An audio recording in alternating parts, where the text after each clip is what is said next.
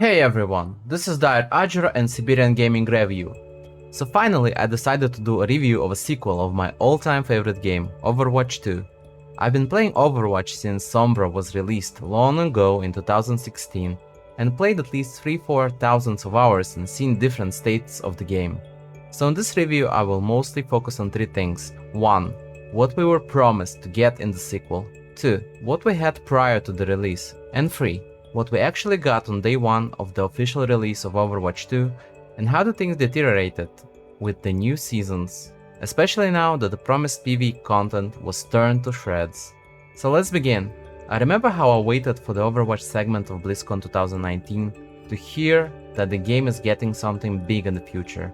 Most of the biggest Overwatch content creators were leaking the sequel for some weeks, and hearing Daddy Jeff finally doing the big reveal felt like great news to the community. We were promised a great PvE sequel that will improve the Archives event gameplay and reveal a lot more of the lore of the Overwatch universe. Everyone was hyped and we could already get a glimpse from some content creators playing one of the new maps of this PvE gameplay during the BlizzCon. Then it seems like the Overwatch team entirely went onto the work and forgot to let us know what's going on for a while.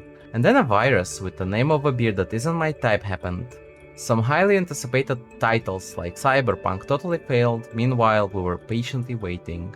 So the next time the team spoke of the upcoming game, it was more promises of the upcoming PvE, like talent system, campaign mode and general improvements. It seemed that it was actually a game that could deserve to be called a sequel, but fast forward, we got almost nothing of it. Now let's go back a bit on the memory lane. Back in 2016-17, every new event was something new.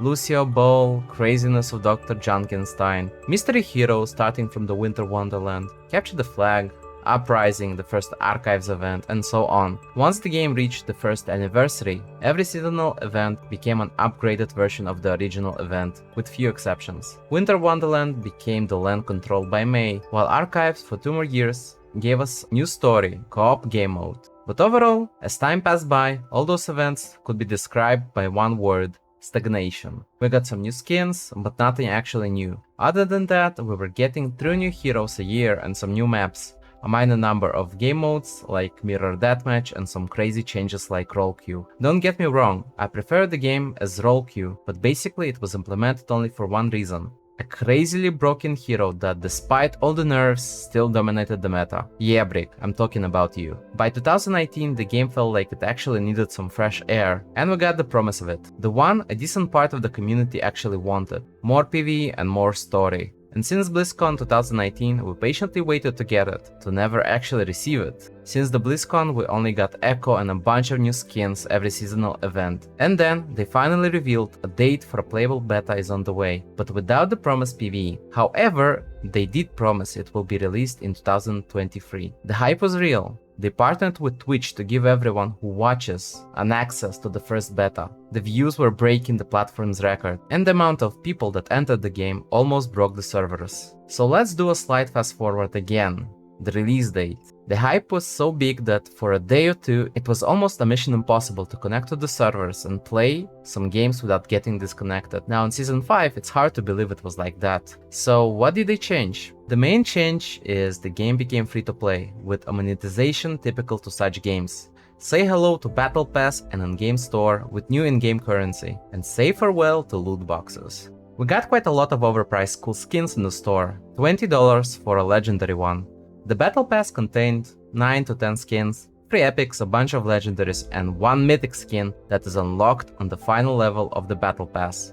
Wait, I think I'm forgetting something. Oh, right. The new heroes are actually unlocked from the Battle Pass. Want to play it straight away? Give us the money. Don't want? Grind some 40 hours until you unlock it. Cool idea, right? To be actually honest, I played Paladins for a bit when I was bored of no content in Overwatch 1. So in comparison, it is not as grinding heavy. But we're talking about Overwatch, so for our community it was definitely an annoying change. The game itself moved to a different engine and the graphics were changed. They added new daily, weekly, seasonal and event challenges for which you can get some Battle Pass experience, small amount of in-game currency and some skins sometimes. They did some reworks to decrease CC effects and even made Doomfist into a tank. But the most important thing is that they made the game into 5v5, no more 2 tanks. So as an off-tank main, I took this personally. They added some new maps, deleted 2 CP game mode, added a new game mode called Push, and added 3 new heroes: Sojourn, Junker Queen and Kiriko, 2 of which you got to try out during 2 open betas. Also, they finally added an option to ping stuff in the game, so instead of shouting "Tracer behind! Tracer behind!" you can now ping her and hope someone cares to help you. And that's about it. But they didn't just add stuff, but also removed stuff that existed since day 1, like post-match voting and cards, as well as medals. During Season 1 and 2, I felt like the game was still decently fun, with some anticipation in the community. But then typical issues began to show. As in Overwatch 1, the balancing was all over the top, with characters going from broken to garbage to broken again. The balancing was as slow as Hangover Donkey that probably was also involved in the balancing process. Oh, and he was definitely heavily involved in the monetization decision making. All the new content that they added had the replayability of throwing a ball in the air to catch it. For example, they made something called Star Watch, where you had to play for either a good space team or a bad one to capture 3 points. You had a bot Doomfist on one team, feeding his AI brains out, and turrets on the other team. I played the game to get all the rewards, which was maybe 5-6 games, and forgot that this meh mode was even released. And that's a problem.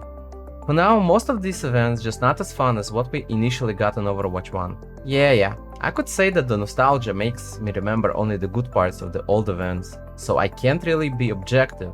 But so far, the amount of time I spent playing in the new events is just too low. I did want to enjoy them, but I just didn't.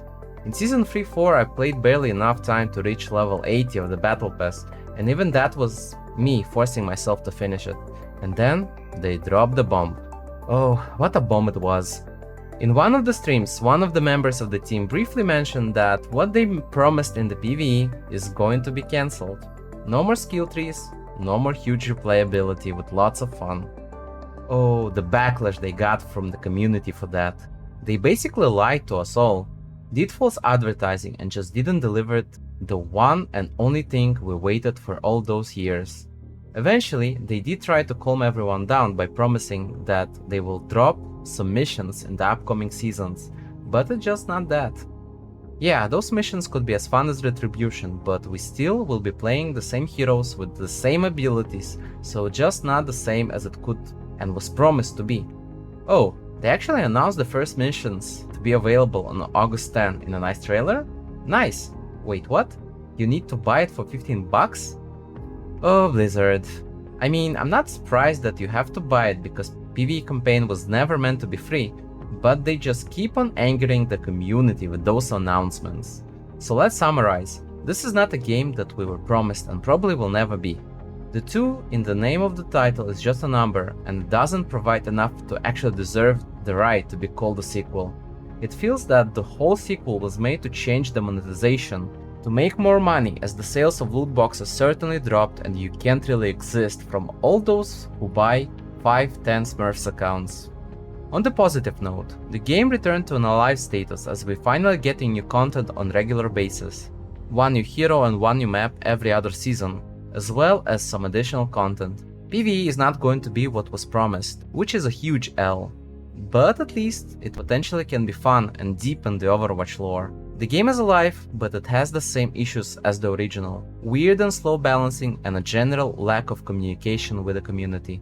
For me, it's still a game that I generally enjoyed to play after I returned home from work, but I do feel some sadness that it probably will never be what it could and will be having the same issues over and over again. Blizzard fell quite a bit and lost a lot of community's trust, and now have to climb back up stair by stair, but I don't really believe they can return the trust in foreseeable future. So that's about it. Tell me, what do you think? Do you agree? Did I miss some stuff?